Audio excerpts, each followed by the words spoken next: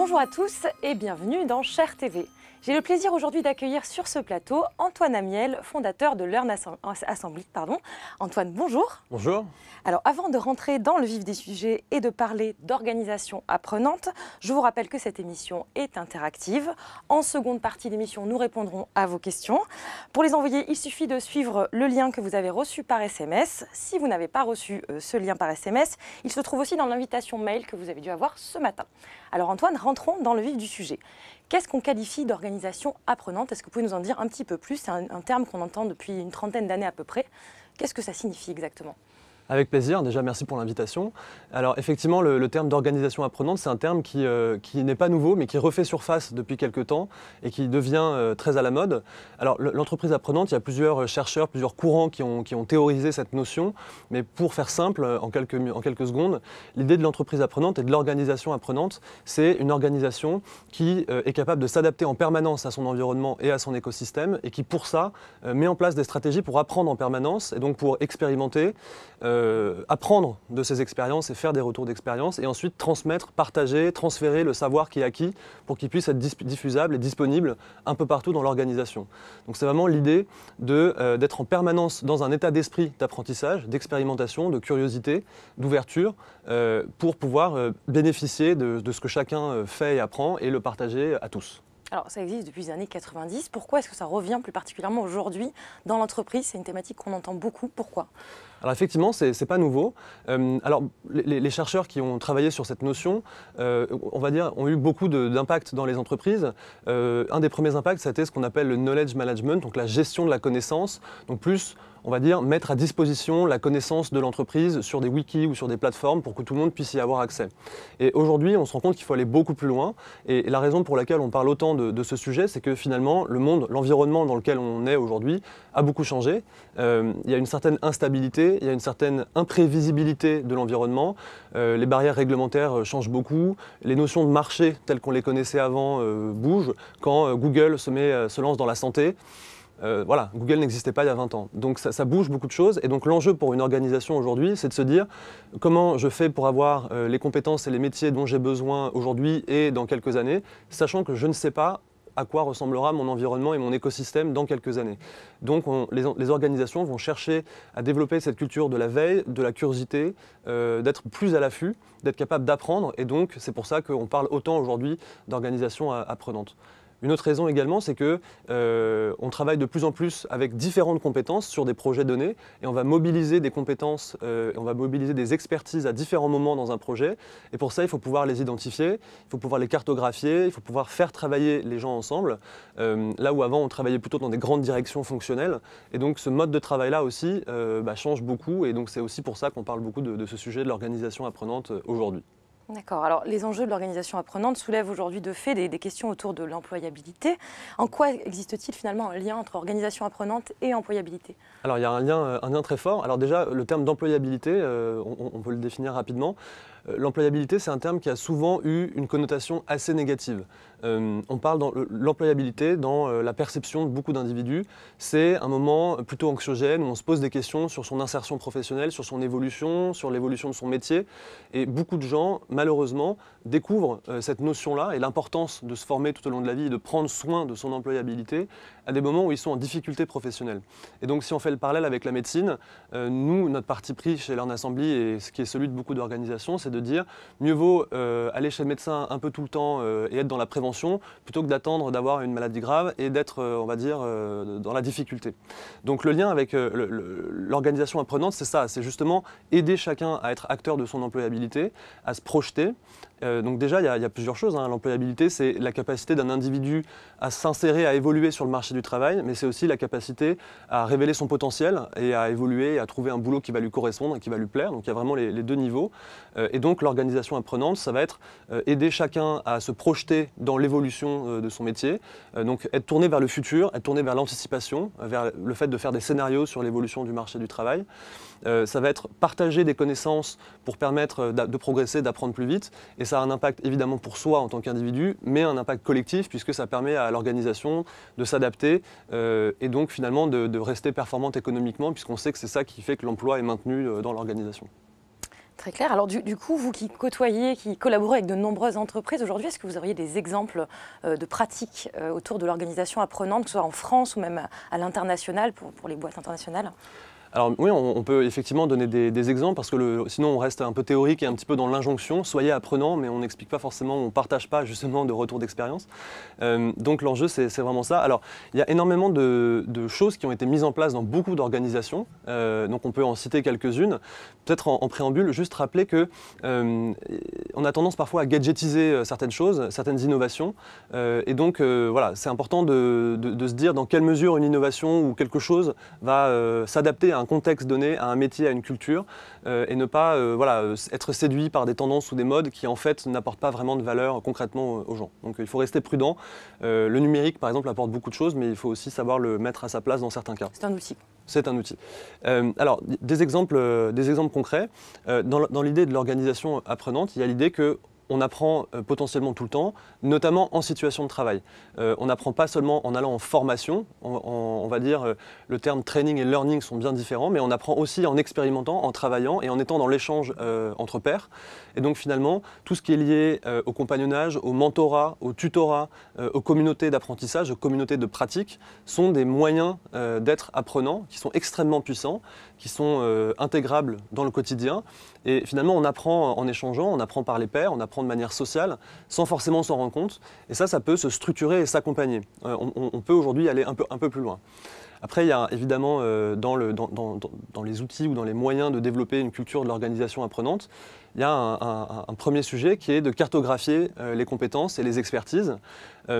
Souvent, et nous on le voit en tant que partenaire des entreprises, les entreprises ignorent les gisements de talents et de compétences qu'elles ont dans leur organisation, soit parce qu'on n'a jamais demandé à quelqu'un quelles étaient potentiellement ses compétences, soit parce qu'ils ne se sentent pas légitimes, ou ils croient ne pas en avoir, c'est ce qu'on appelle les compétents inconscients, donc des gens qui ne pensent pas, qui ne réalisent pas toute la richesse de leurs expériences accumulées au fil des années, et comment cette richesse-là pourrait être transférable dans d'autres contextes, utiles, partageables. Donc il y a un vrai travail d'accompagnement, de confiance, de maïeutique, on va dire, à faire pour que les gens prennent conscience de ça et se sentent plus à l'aise pour participer à cet environnement. On pourra redonner d'autres exemples. Oui, après. tout à fait. Et du coup, vous m'expliquiez tout à l'heure justement la notion d'évaluation, oui. Et notamment dans les pays anglo-saxons. Je pense à Angleterre. Vous pouvez nous en dire un petit peu plus Oui, alors effectivement, cette question-là est clé. L'organisation apprenante, elle dépend beaucoup de la culture, elle dépend beaucoup des pays. Donc des pays ou des environnements culturels, on va dire. Et donc pour être apprenant, il faut pouvoir évaluer, il faut pouvoir savoir d'où on part. Quand on parle de retour d'expérience, on parle de feedback, on parle de culture de l'échec. Donc ça implique un lien évident avec l'évaluation. Et en France, on a un rapport complexe avec l'évaluation qui est lié à l'histoire de notre pays, à l'éducation nationale. Il ne faut pas oublier qu'un individu, un adulte, est un ancien élève et son rapport à la formation, à l'éducation est aussi biaisé par son histoire personnelle, par ce qu'il a vécu en tant qu'élève, en tant qu'individu, est-ce qu'il a été à l'aise dans les études supérieures, quelle a été son orientation professionnelle au collège ou au lycée. Et donc le rapport à l'évaluation en France, il est vécu comme légèrement traumatisant, ou en tout cas pas toujours très positif. Et donc il y a un vrai sujet autour de cette question de l'évaluation. Comment on met en place une évaluation qui n'est pas un jugement, mais qui est rassurante, et comment on ne se contente pas juste d'évaluer, mais de développer, de proposer des solutions pour finalement créer cet espace de discussion qui est nécessaire. Donc l'évaluation, c'est quelque chose qui est nécessaire, mais qui est très compliqué à mettre en place, à professionnaliser, à déployer. Et dans les pays anglo-saxons, on a une culture du feedback et de l'évaluation qui est peut-être plus développée. Ça peut aussi tomber parfois dans des extrêmes où finalement, un extrême qui peut être de faire des feedbacks systématiques, mais du coup rien n'est pris en compte et finalement on ne change pas grand-chose. C'est devenu une habitude qu'on fait un peu pour le faire. Ou à l'inverse, dans certains cas, ce qu'on voit parfois dans des cultures anglo-saxonnes, le fait de vouloir beaucoup valoriser les gens, de tout trouver incroyable, de tout trouver formidable. Alors c'est un tout petit peu un cliché, mais c'est ce qu'on reproche parfois aux Américains, de finalement manquer un petit peu de spontanéité, de transparence dans ce qu'ils disent. Donc voilà, c'est important d'avoir cet élément-là en tête. Et quand on veut développer la culture de la formation tout au long de la vie, de vraiment se demander de quoi on parle en fait. Quand on parle de formation, on parle à des gens qui ont une histoire personnelle et si on ne la prend pas en compte, eh bien on passe forcément à côté de quelque chose où on va créer des malentendus. On parle de formation. Concrètement, aujourd'hui, comment apprendre à se former au sein de l'entreprise? Je pense notamment au dédale de formation, comment détecter la bonne formation, comment se repérer pour se former correctement finalement. Alors, c'est un vaste sujet, un grand sujet. Alors déjà, il y a un premier élément à déconstruire, c'est que pour un certain nombre de personnes, apprendre et se former sont des mots synonymes. Or, la formation est un moyen d'apprendre et de se développer.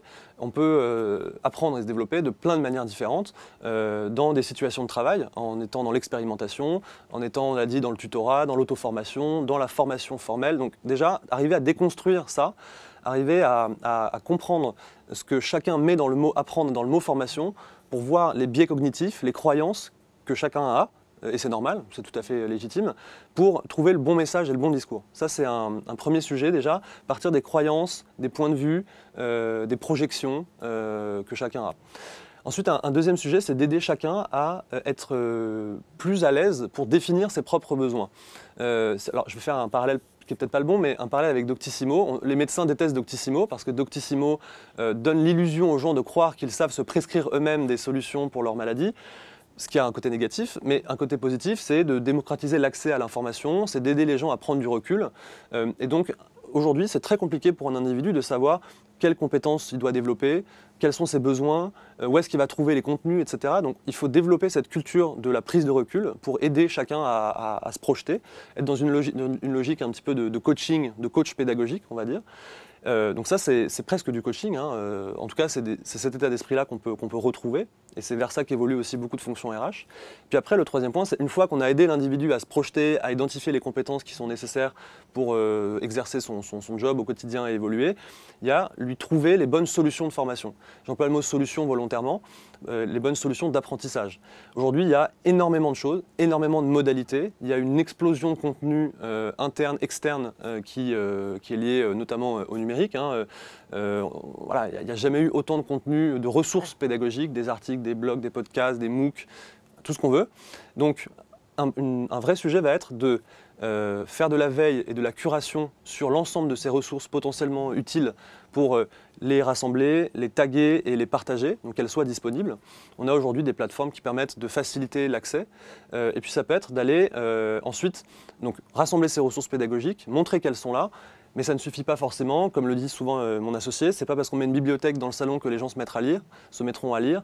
Et donc c'est là où le coaching, l'accompagnement, et c'est là où la fonction RH, Learning and Development, a un rôle extrêmement important, parce qu'elle met du sens dans tout ça, elle aide à l'orientation, et on ne peut pas juste dire aux gens, allez sur une plateforme, formez-vous tout seul, et vous serez employable demain. Ça ne fonctionne pas, on le sait, et donc la responsabilisation de l'individu, elle passe par un peu plus que ça. Et alors justement, quel rôle peuvent jouer les managers dans ce système-là, justement? Alors effectivement, c'est une question clé. Si on veut développer cette culture de l'organisation apprenante, du partage, de l'apprentissage en continu, de la réflexivité, ça ne peut pas être que de la responsabilité de quelqu'un. Donc de la fonction RH. Je fais le parallèle avec le digital. Dans beaucoup d'entreprises, on a créé des fonctions digitales, Chief Digital Officer, ce type de métier. Et on voit bien que si on cloisonne le digital, il ne va pas forcément se diffuser et chaque métier ne va pas s'approprier le digital et comment il pourrait lui être utile. Donc il y a un vrai sujet, un vrai enjeu aujourd'hui à ne pas considérer que l'organisation apprenante appartient que au RH à la formation, mais qu'elle est un peu la responsabilité de tout le monde et qu'il y a un vrai enjeu à être rôle modèle en tant que manager. Et donc il faut accompagner les managers aussi là-dedans. On demande beaucoup de choses à des managers aujourd'hui, hein. Ils doivent diffuser, cascader beaucoup d'informations qui viennent et parfois ils sont un petit peu noyés. Donc il faut aider les managers en segmentant l'information, en leur donnant des outils, en les professionnalisant sur comment travailler sur l'évaluation, sur le développement. Et puis aussi en leur montrant ce qui existe. Beaucoup de managers finalement ne connaissent pas ce qu'est apprendre aujourd'hui. Ils ne savent pas forcément toute la richesse des solutions qui existent. Ils n'ont pas forcément de recul sur leurs propres pratiques. Et donc il faut les accompagner, les coacher eux-mêmes pour qu'ils soient des relais, des prescripteurs, des ambassadeurs. Et c'est clairement un élément essentiel parce que sinon on va construire des programmes extrêmement innovants, impactants. Mais si sur le terrain l'environnement ne permet pas d'apprendre tout au long de la vie, les gens ne vont pas se former, ne vont pas apprendre et on va créer des injonctions paradoxales. Tout à l'heure, vous parliez justement des plateformes d'apprentissage, de formation. Est-ce que le risque, c'est pas finalement que les managers se déchargent un peu sur ce type de plateforme grâce au social learning notamment? Alors c'est certain que si on dit l'organisation apprenante, c'est apprendre en situation de travail et aller sur des plateformes, finalement, et moi en tant que manager, je me lave les mains de tout autre type d'accompagnement. Clairement, ça ne fonctionnera pas, et on le voit d'ailleurs aujourd'hui, ça ne fonctionne pas. Donc il faut vraiment responsabiliser les équipes managériales sur ce sujet-là, donc développer une vraie capacité à prendre du recul sur les compétences. Aujourd'hui, on voit dans beaucoup d'entreprises des programmes de professionnalisation des managers sur le développement des compétences, la gestion des talents, l'évaluation, la prescription de la formation, parce que c'est essentiel en fait, et ça fait partie, c'est ce qu'on appelle manager coach. Manager coach, ça fait longtemps qu'on en parle, mais aujourd'hui on sent que c'est vraiment essentiel pour réduire le turnover, pour avoir plus d'engagement, pour que les messages clés de l'entreprise se diffusent bien sur le terrain. Et on va aussi évaluer en partie les managers ou pousser des managers qui seront capables d'avoir cette posture-là. Donc il faut les accompagner. Après, il y a aussi un autre point, c'est de pas tout attendre des managers. On peut aussi, c'est pas parce que son environnement ne favorise pas ça qu'on ne peut rien faire. Donc il y a d'autres types d'ambassadeurs, de prescripteurs, et donc il ne faut pas tout faire reposer que sur les managers. Voilà. Très clair. Alors, si on parle d'un point de vue plus intergénérationnel, les rencontres aujourd'hui intergénérationnelles, sont-elles des freins dans la mise en place justement de l'organisation apprenante aujourd'hui, et notamment je pense aux générations Z qui arrivent sur le marché aujourd'hui, qui n'ont pas forcément les mêmes attentes, qui connaissent déjà finalement un petit peu le système d'organisation apprenante, puisqu'ils sont eux-mêmes dans cet état d'esprit-là. Alors, effectivement, le sujet des générations, ça joue beaucoup. Moi, je ne suis pas très à l'aise avec des catégorisations par génération, parce que finalement, on a tendance à donner une essence à une génération, alors qu'en réalité, c'est beaucoup une question de contexte et de milieu social. Par exemple, le besoin de sécurité alimentaire n'est pas le même selon son histoire personnelle et son milieu social. Et on dit, oui, les nouvelles générations vont changer de boulot tous les 2 ans, elles sont beaucoup plus, elles vont être auto-entrepreneurs, revenir en CDI. Ça dépend de qui on parle. Ce n'est pas la réalité aujourd'hui pour beaucoup de jeunes qui en fait ne veulent qu'une seule chose, c'est d'avoir un CDI parce que c'est important. Donc il ne faut pas enfermer les gens dans des générations. Ce qui est certain par contre, c'est que les nouvelles générations ont grandi beaucoup plus avec le numérique, c'est évident, et donc ça a développé 2 capacités. Une capacité à switcher, à aller très vite, à passer d'un sujet à l'autre, d'un univers à l'autre, d'un environnement graphique à l'autre, donc à être un peu en alerte, très adaptable. Donc ça, c'est clairement quelque chose qui change un petit peu le rapport aux autres. Il y a aussi le numérique à surmédiatiser tout. Donc tout est visible. Je sors mon téléphone, je vais sur Instagram, je vois ce que tout le monde fait dans le monde entier. Et donc du coup, ça a déclenché ce qu'en bon français, on appelle le FOMO, qui est le Fear of Missing Out, donc la peur de manquer quelque chose. Et donc cette peur de manquer quelque chose crée une certaine instabilité et pousse les gens à être un peu frustrés ou à vouloir démissionner pour aller voir ailleurs, à se dire, à ne pas prendre le temps aussi parfois d'apprendre. Et donc ça crée une culture de l'instantanéité assez forte qui, à mon sens, n'est pas forcément favorable à un vrai apprentissage, parce qu'un vrai apprentissage, ça passe par de la compétence, de l'expérimentation, de l'expérience, ça passe par du temps, et on n'acquiert pas une compétence parce qu'on a vu 3 vidéos sur YouTube. Donc c'est un rapport différent à l'apprentissage. Je pense que l'entreprise, du coup, a un rôle à jouer pour aider les jeunes à un peu mûrir dans leur rapport à la connaissance, pour aussi valoriser leur créativité, leur dynamisme et leur ouverture, leur curiosité, le fait d'être connecté à l'extérieur et de pouvoir faire revenir des pratiques. C'est ça aussi qui est intéressant. Et puis après, un dernier point, c'est que peut-être les jeunes générations ont envie de progresser, ont envie d'apprendre, elles ont besoin de feedback. Et c'est vrai qu'elles vont chercher à avoir des feedbacks réguliers sur des projets, à avoir des zones d'apprentissage, des zones de test qui vont être motivantes. Donc je pense que c'est un enrichissement mutuel. Et moi je ne suis pas dans on va dire, la fascination pour les jeunes. Il y a un certain jeunisme, on va dire, dans le monde de l'innovation et du numérique. Et moi, je pense que ce n'est pas une bonne chose. Ça oppose des générations entre elles, ça crée des conflits qui n'ont pas lieu d'être. Et puis, il faut rester humble. Tout le monde a quelque chose à apprendre et à partager. Voilà. Je pense qu'une société qui ne valorise pas l'expérience et qui est trop dans le jeunisme ne va pas bien se développer. Donc, l'importance de la transmission Exactement. aussi dans l'organisation apprenante. Exactement. Alors justement, on retrouve dans l'entrepreneuriat, vous parlez du monde numérique, de la jeunesse, etc. On retrouve dans l'entrepreneuriat des expressions concrètes de l'organisation apprenante. On a l'impression que c'est un petit peu inné finalement pour l'entrepreneur d'être dans cette mouvance-là de l'apprentissage et de la formation permanente. Alors, effectivement, c'est vrai que le monde de l'entrepreneuriat est un monde très apprenant. Moi, je l'ai vécu quand j'ai créé ma société. Concrètement, quand j'ai créé mon entreprise, j'étais encore étudiant, j'étais en fin d'études. J'avais un réseau professionnel proche de zéro. J'avais aucune compétence concrètement. Je connaissais mal le monde professionnel, ses codes, les fameux soft skills dont on parle beaucoup. J'avais pas d'expertise métier. Donc voilà, concrètement, je débutais. Et donc il a fallu apprendre très vite. Et un entrepreneur, c'est quelqu'un qui justement, on va dire que la survie d'une entreprise dépend beaucoup de la capacité des entrepreneurs et ensuite de l'équipe à apprendre très vite de chaque projet pour ne pas refaire les mêmes erreurs, évoluer.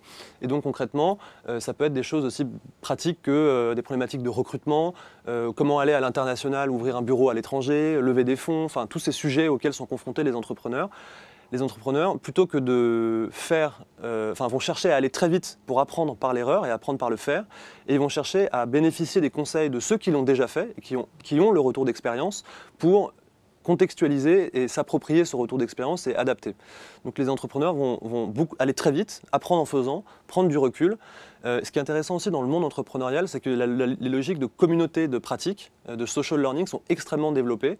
Il y a aujourd'hui beaucoup d'incubateurs. Dans ces incubateurs, vous avez des meet-up, vous avez des conférences, vous avez des réseaux d'experts. Donc vous pouvez aller chercher quelqu'un qui est bon en marketing, bon en informatique, etc. Et aller, voilà, le networking est assez développé.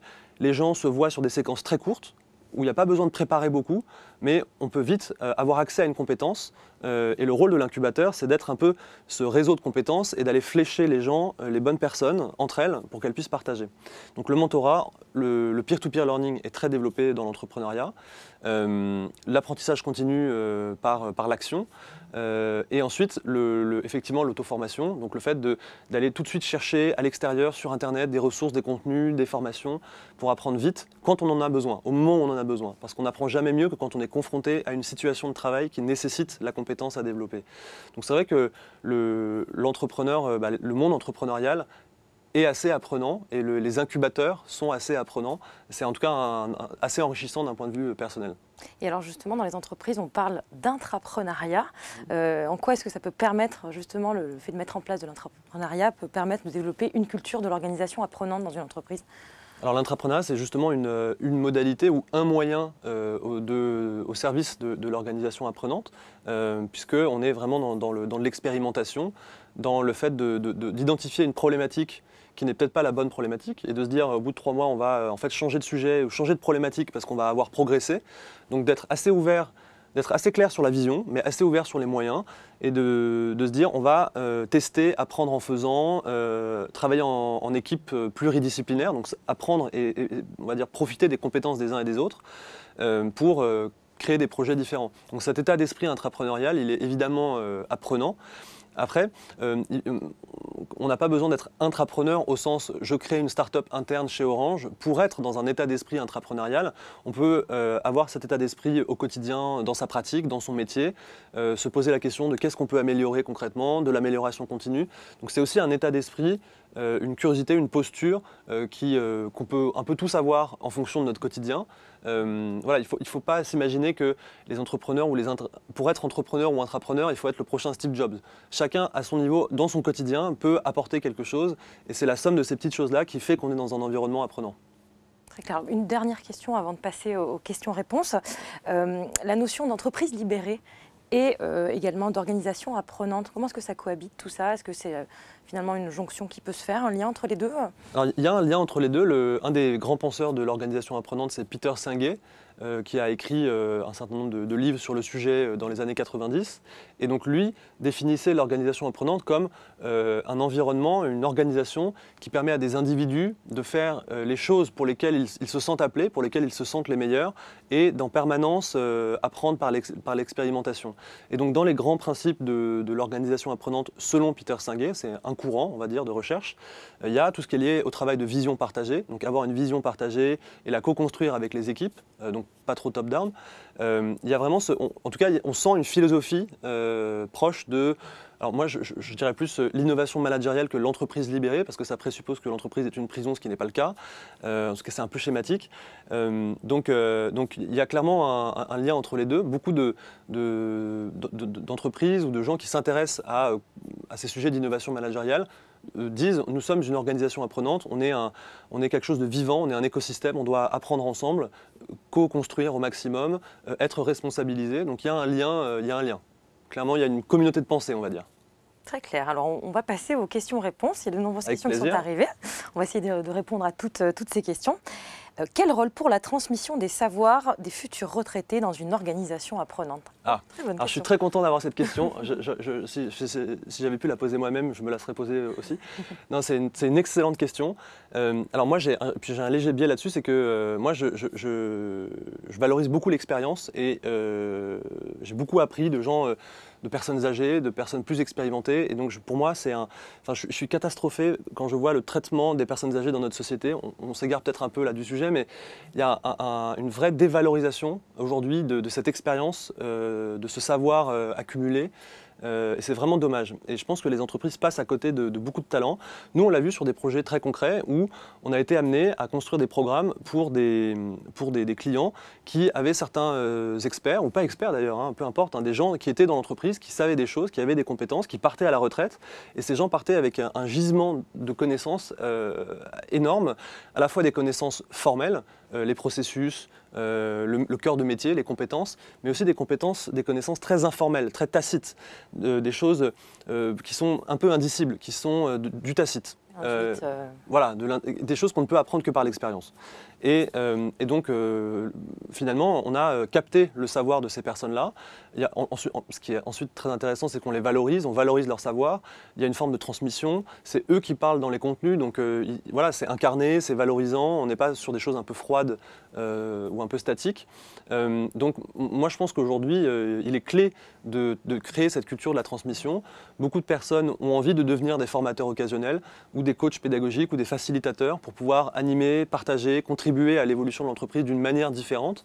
Je me souviens même d'un think tank du numérique qui avait proposé que le statut de formateur occasionnel soit intégré dans l'entreprise et qu'il y ait même des allègements de charges sociales si on crée ça.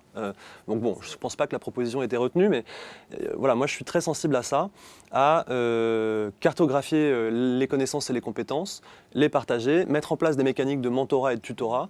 Les jeunes aiment aussi être accompagnés par des personnes plus expérimentées qui vont les prendre un petit peu par la main, qui vont les guider.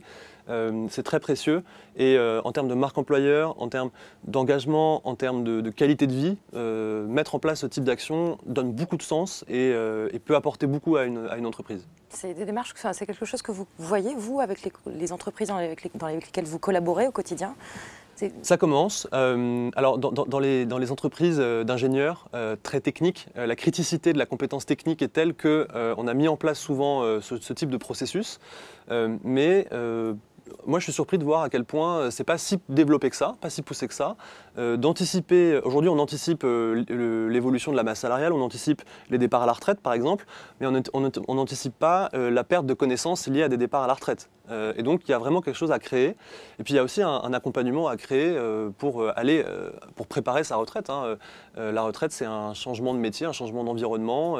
Donc voilà, je sais qu'Orange fait beaucoup de choses là-dessus déjà. Mais voilà, moi, j'y crois beaucoup et je pense que ça peut se développer encore plus. Très bien. Demain, tous formateurs, tuteurs, coachs, c'est ce que vous disiez. Un objectif concret à intégrer pour chacun d'entre eux? Alors, un objectif concret. Alors, je ne suis pas sûr de bien comprendre la question, donc je vais essayer d'y répondre et puis peut-être, j'espère voilà, que ça correspondra. Déjà, quelque chose de simple, c'est faire un inventaire de ce qu'on sait, de ce qu'on a appris de ses projets, de son expérience. Chez Orange, beaucoup de gens ont des mobilités professionnelles et changent de métier, donc ça c'est très riche. Donc déjà, prendre ce temps pour soi, de prendre un petit peu de recul sur ce qu'on a appris et ce qu'on a développé. Ça c'est un premier sujet. Ensuite, ce qui est aussi intéressant, c'est d'aller demander, souvent on ne soupçonne pas dans son équipe ou dans son environnement professionnel proche, ce que les autres valorisent ou apprécient de soi et de ce qu'on peut transmettre. On n'en a pas la moindre idée. Donc le demander, ça peut être quelque chose d'intéressant. Et après, il y a des choses très simples à mettre en place, d'avoir dans des réunions d'équipe des moments dédiés à du partage de connaissances. Ça peut être, nous, chez Learn Assembly, hein, on a par exemple des créneaux que chaque personne de l'équipe, y compris les stagiaires, peuvent prendre pour proposer un sujet de partage de connaissances. Ça peut être qu'apprend-on en école d'ingénieur, ou quelqu'un qui était journaliste qui parle de son métier de journaliste, ou moi je lis des bouquins, faire des fiches, on appelle ça le club lecture. Voilà, c'est des petits moments de partage courts, humains, qui créent un environnement favorisant l'apprentissage. On a des journées ou des séminaires plus dédiés. Donc c'est en fait avoir plein de petites occasions d'apprendre, plein de petites occasions de partager, qui sont digestes, qui sont intégrables dans le temps de travail, parce que sinon on ne les fait pas, on les dépriorise toujours. Voilà, ça peut être ce type de choses. Et puis après, peut-être un dernier point, c'est que souvent dans la formation, on fait de l'ingénierie de formation, de l'ingénierie pédagogique, et donc on va préparer alors des objectifs pédagogiques, un programme, un déroulé, un support, des animations, des icebreakers, des critères d'évaluation. Donc en fait, quand on a des choses à partager, qu'on a envie de les partager et qu'on se rend compte de tout ce qu'il faut faire pour faire une belle formation, ça peut être un peu... alors soit on n'a pas le temps et on ne le fait pas, soit c'est lourd, et donc parfois on peut peut-être faire des choses plus digestes, moins préparées, moins formelles, mais qui sont aussi intéressantes, qui sont complémentaires de la formation. Et du coup pour des gens qui ne sont pas formateurs mais qui aimeraient partager, c'est un peu plus facile, ça rentre dans la charge de travail et c'est apprécié par tout le monde. Merci pour tous ces bons conseils. Merci. J'espère avoir répondu à la question. Hein. J'ai l'impression. Alors, il vaut mieux faire de grandes écoles fac ou se former sur le terrain, selon vous? Alors là, on rentre sur un sujet de société, un gros sujet. Déjà, je n'opposerai pas les deux. Ce qui est certain, c'est qu'en France, particulièrement en France, on a une fascination pour les diplômes, on a la diplômite aiguë, hein, on aime bien les diplômes.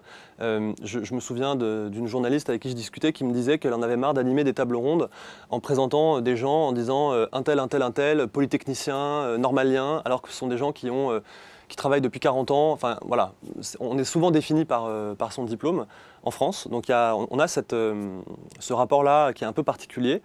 Donc c'est vrai que c'est compliqué d'avoir un discours positif sur l'employabilité, l'organisation apprenante, l'agilité d'apprentissage, si derrière, les mobilités professionnelles ou l'évolution de carrière sont bloquées par ce type de critères.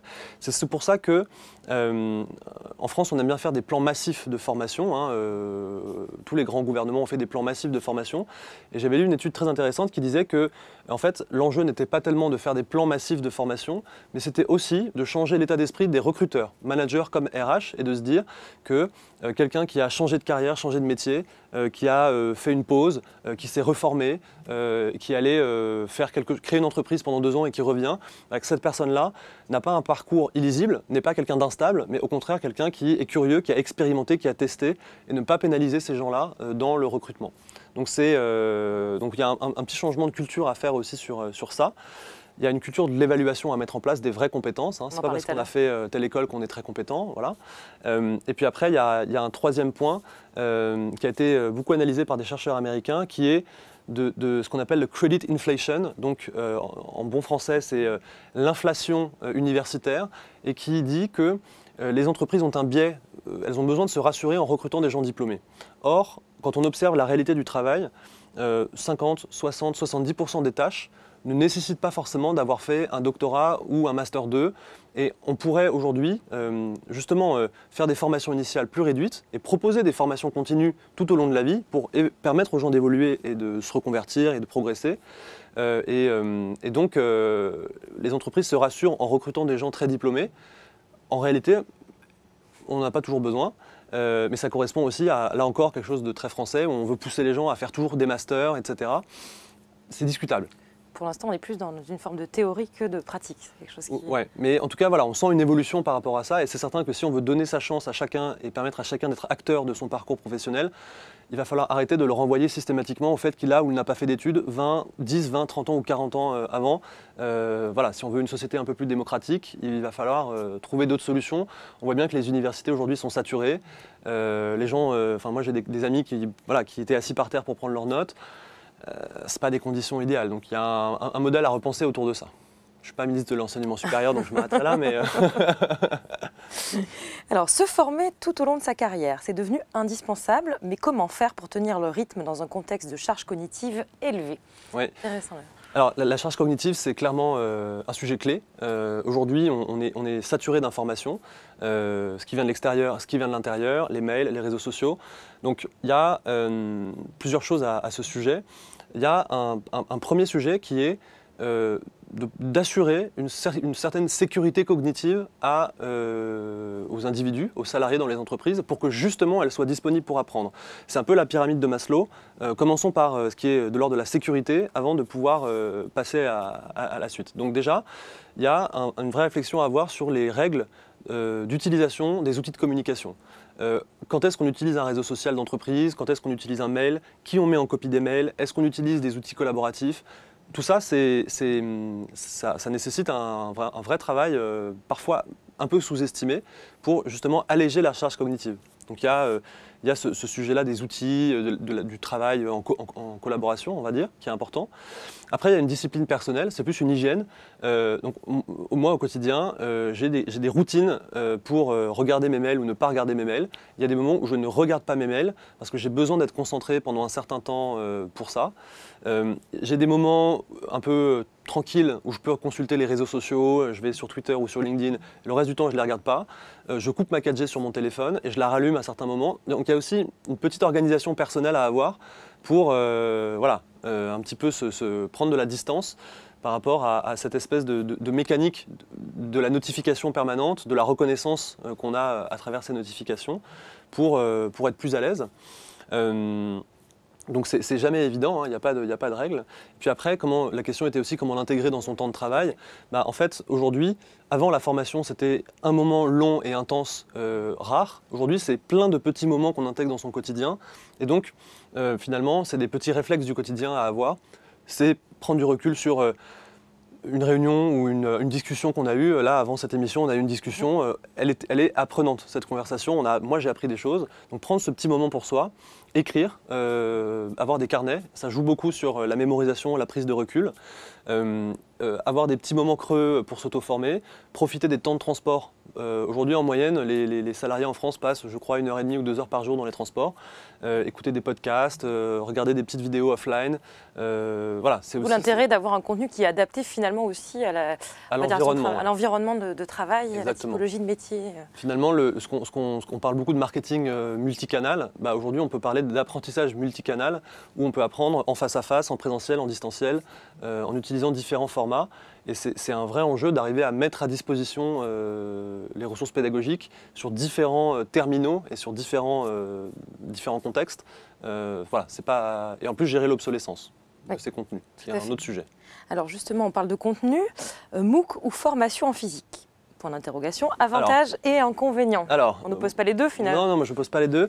Alors, encore une fois, c'est toujours une question de contexte et une question de besoin. Je vous donne un exemple. On a travaillé pour un groupe africain qui est présent dans plusieurs pays. Et donc, envoyer des formateurs dans chaque pays représentait un budget avion, logistique considérable. Et du coup, seules certaines personnes étaient formées et le taux d'accès à la formation était très faible. Et donc, pour démocratiser l'accès à la formation, le digital learning, les MOOC ont eu beaucoup de sens parce que ça a permis de diffuser du savoir, de le partager. Et donc, on a fait ces cours en ligne qui ont très bien marché. Et ensuite, dans les pays, on peut avoir des relais, des formateurs occasionnels, des gens qui font de la pédagogie inversée, qui vont diffuser ces MOOC, accompagner la diffusion des MOOC, faire des conversations.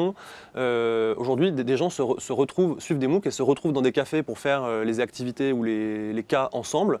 Donc on peut retrouver des dynamiques d'apprentissage social même dans un contexte de formation en ligne.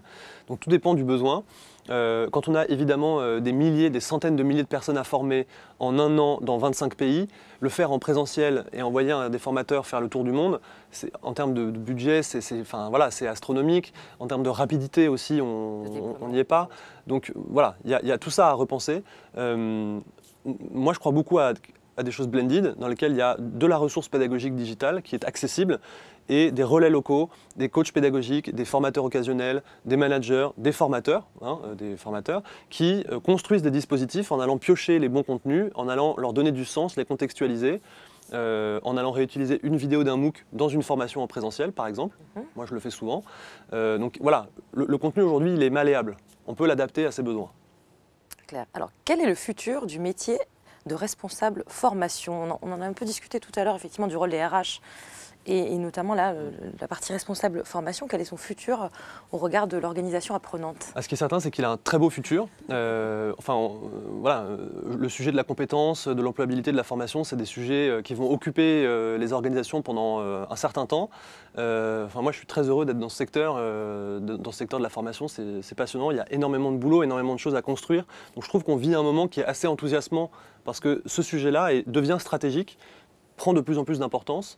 Donc c'est positif. Donc c'est plutôt une chance. Ensuite, c'est clairement un métier qui est en pleine évolution. C'est un métier qui a longtemps été très réglementé et administratif, lié au financement de la formation, par les OPCA, par les différents dispositifs franco-français de financement de la formation que personnellement je n'ai toujours pas compris. Et donc c'est clairement un métier qui évolue qui va se rapprocher de la gestion des compétences, qui va être plus proche peut-être des collaborateurs, du terrain, des métiers, pour plus les accompagner, donc être dans un rôle d'accompagnement plus fort, et être capable, en fonction des besoins, de faire des prescriptions. Je refais le parallèle avec le monde médical, mais de faire des prescriptions et de dire, compte tenu de votre besoin, du type de population, de l'évolution de cette compétence, on va concevoir un dispositif pédagogique ensemble, donc d'être plus vers la conception, de remonter aussi plus sur la pédagogie, le design de dispositifs de formation, et d'aller dire, ça on va le faire de telle et telle manière, ça on va prendre un contenu digital que Orange a produit qui est très bien, ça on va le chercher à l'extérieur, et d'aller assembler, animer des dispositifs de développement des compétences. Donc le métier va s'élargir, il va y avoir de plus en plus de pédagogie, de plus en plus de conception, de design pédagogique, une partie IT, parce que le digital va devenir important, donc la culture techno, la culture tech dans les métiers de la formation va devenir important. Et puis il y a vraiment se rapprocher finalement de la GPEC, ce qu'on appelait avant la GPEC, donc la gestion des prévisionnels d'emploi et compétences, parce que la formation se rapproche des logiques de compétences, des logiques de parcours professionnel.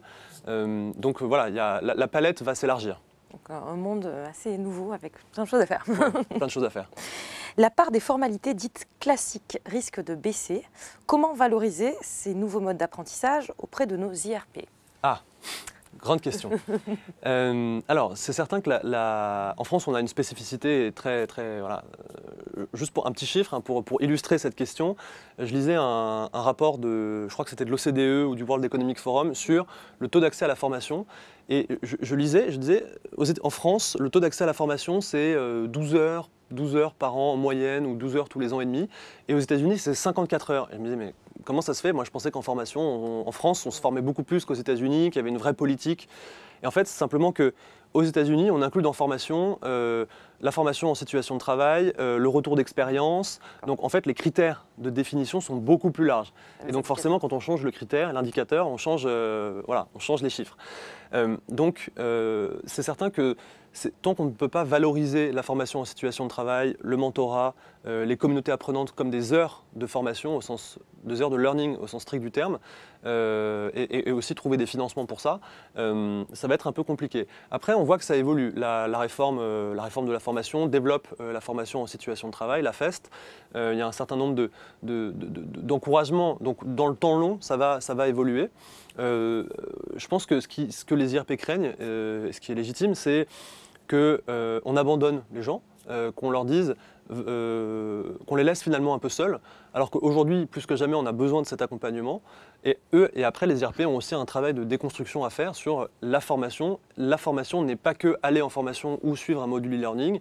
Et je pense que les communautés de pratique, par exemple, ça existe dans le monde industriel ouvrier depuis toujours. Chez Renault, à la SNCF, chez PSA, dans les années 70, il y avait déjà des communautés d'apprentissage très développées. Donc tout ça n'est pas nouveau en fait. Donc finalement, voilà, ça font les gens de manière informelle, assez intuitive. Il y a eu même des choses formelles d'accompagnement de communautés de pratique depuis très longtemps dans des entreprises.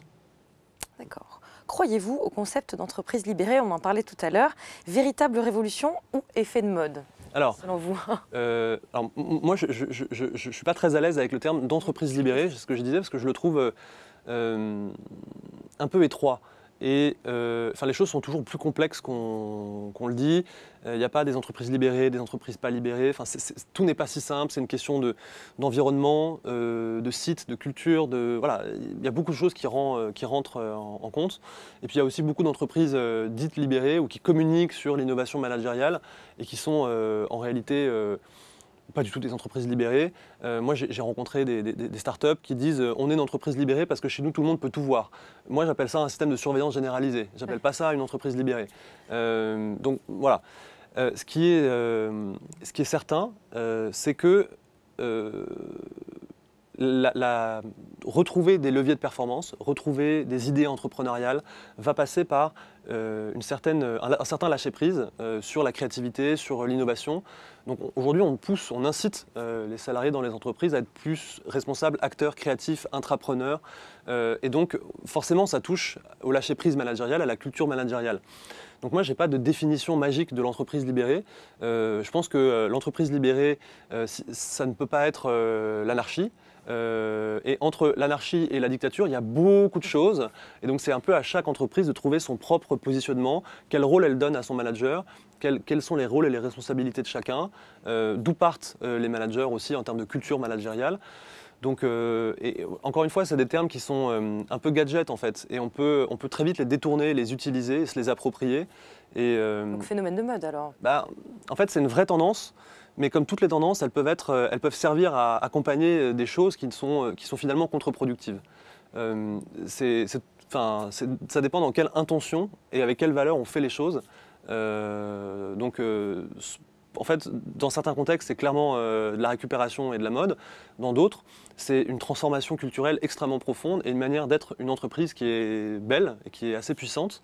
Et donc, tout dépend de ceux qui l'incarnent, en fait. Donc, il n'y a pas forcément de modèle précis. Si je vous demandais de me donner un exemple d'entreprise libérée, selon vous Il y en a beaucoup, mais ce qui est intéressant aussi, c'est qu'elles ont des niveaux. C'est-à-dire qu'il y a des entreprises qui pratiquent la rémunération en pleine conscience. Bon, ça, c'est quand même assez radical. Il y en a d'autres qui ont mis en place une première pratique qui peut être plus de transparence sur certains chiffres ou sur certaines choses. Donc, c'est un peu à chacun de définir, ça. Voilà, je pense que il faut revenir sur terre en fait par rapport à ça. D'accord. Alors une dernière question. Une fois que je suis formée, comment faire reconnaître ses compétences ? Alors, ça c'est une très très bonne question. Aujourd'hui, on sait qu'on développe une compétence par l'expérience, par le fait de pratiquer. Avoir suivi une formation ou un cours en ligne en gestion de projet, ça ne fait pas de vous un bon chef de projet. Ce qui fera de vous un bon chef de projet, c'est quand dans 1 an, 2 ans, 3 ans ou 4 ans, vous aurez géré des projets et vous aurez pratiqué et concrètement appliqué des connaissances ou des compétences un peu théoriques dans un contexte de travail. Donc, on va dire qu'il faut un petit peu renverser la charge de la preuve. Aujourd'hui, on est très diplôme, très certification. La réforme de la formation pousse à la certification. Mais la certification n'est pas toujours pertinente. La certification, elle a beaucoup de sens, par exemple, pour justement, dans le cadre de la VAE, la validation des acquis de l'expérience, par exemple, pour donner confiance en soi à certaines personnes, pour leur montrer qu'ils ont acquis énormément de compétences. Pour d'autres, sur des métiers plutôt transverses, c'est moins pertinent parce qu'on sait que c'est l'expérience qui est d'abord qui va légitimer la compétence. Donc, je pense que là encore, on revient un petit peu au regard que les recruteurs et les managers portent sur la légitimité et sur la compétence. Ça n'est pas qu'une question de diplôme. Et quand on fait un entretien, mieux vaut demander pour vous comment vous gérez un projet ou partager un retour d'expérience d'un projet qui a mal tourné, plutôt que de dire récitez-moi ce que vous avez appris pendant la formation. C'est ça qui va permettre de voir si la personne est compétente. Donc c'est aussi ce regard-là qu'il faut changer. C'est pour moi plus culturel que finalement, après la réglementation, on suivra. D'accord. Alors une dernière question. L'ambition d'Orange est de s'ouvrir à l'extérieur, notamment via Orange Campus. Comment sélectionner les partenaires qui répondront à nos problématiques pour devenir une organisation apprenante globale ? Alors, ça aussi, je suis très content d'avoir cette question. Moi, je suis intimement convaincu que les entreprises, mais pas que les entreprises, même des ONG ou autres, peuvent et doivent s'ouvrir à l'extérieur pour former et partager de la connaissance. Pour plusieurs raisons. Un, il n'y a pas de monopole de la connaissance. La connaissance, elle est répartie partout dans plein de contextes, donc il n'y a pas de monopole. Deux, on voit que l'enseignement supérieur aujourd'hui, pour tout un tas de raisons, peine à remplir sa mission de mobilité sociale et d'évolution. Troisièmement, les entreprises, elles ont les experts sur beaucoup de métiers et elles sont bien plus légitimes parfois que beaucoup de structures type organismes de formation ou des structures académiques qui sont un peu parfois éloignées du marché du travail. Il y a un sujet sur la marque employeur. Aujourd'hui, des entreprises ont fait des cours pour recruter des profils un peu différents et aussi réduire les cycles de recrutement. Donc moi, je suis convaincu que les entreprises ont tout intérêt à ouvrir, y compris à l'extérieur, des offres de formation. C'est extrêmement précieux. Ça permet de recruter différemment, ça permet d'avoir une image positive. La Maïf, par exemple, qui est une entreprise qui historiquement est la mutuelle des instituteurs et des professeurs, par exemple, va faire des choses sur la formation et a annoncé déjà des choses dans la presse. Donc c'est évident que ça a du sens. Après, quel type d'acteur alors, ça va dépendre un petit peu des besoins, hein.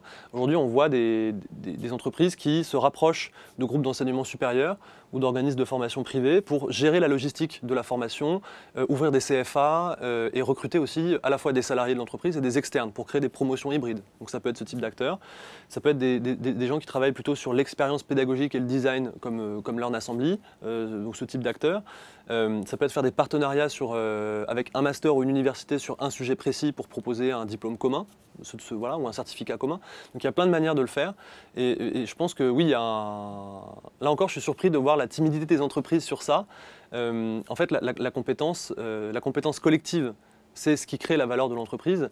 Mais ce n'est pas parce qu'on ouvre l'accès à des formations qu'on ouvre l'accès à toutes ces recettes et à tous ces secrets de fabrique. Et c'est faire peu de confiance aux gens et à l'organisation que de croire ça. Donc je pense que c'est un peu une tendance de fond également. Merci beaucoup pour cet échange apprenant. Merci beaucoup. Merci Antoine. Merci à vous de nous avoir suivis dans cette émission apprenante. Et je vous dis à très bientôt sur Cher TV. Merci.